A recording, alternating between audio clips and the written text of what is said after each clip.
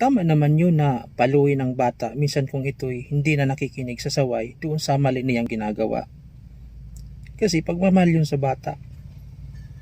Uwi ka nga, siyang nag-uurong ng kanyang pamalo ay napupuot sa kanyang anak. Ngunit siyang umiibig ay nagpaparusa paminsan-minsan. Pero hindi naman yung palo na masugatan o mapilayan ng bata. Mali naman yun.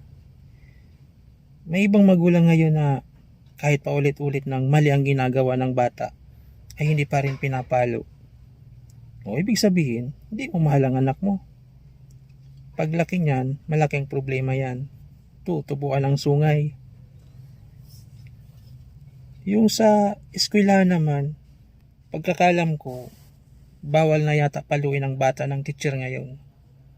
Kawawa tuloy ang teacher. Kasi iba na ngayon. Pag pinalo mo ang bata, susugurin ka ng magulang. Kaya parang wala nang kalayaan ng teacher magdisiplina. Yung inis niya sa bata, yun nangyari, kagat labi na lang.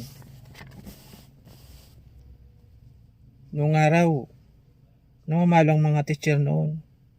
Makita ka lang na mahabang kuko mo, may kilay ang kuko mo, papaluin na ng stick ng kamay mo. Minsan babatuhin ng eraser or chalk. Ang magulang noon hindi naman nagagalit sa teacher. Ang mga bata noon nadidisiplina sa ganyang paraan. Kaya iba na ngayon, nakakalungkot na ngayon dahil sa ganyang ipinagbabawal ng pagpalo sa bata. Parang kasi yun ang pagdisiplina eh.